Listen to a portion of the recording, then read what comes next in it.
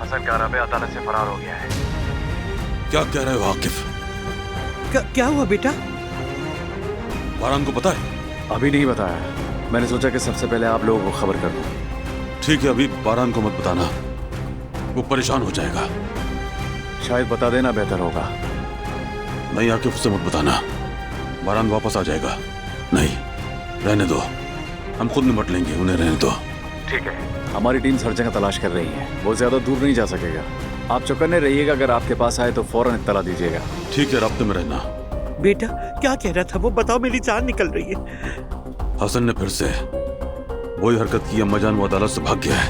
आए, ये क्या कह रहे हो बेटा? किसे फोन कर रहे हो? फराद को।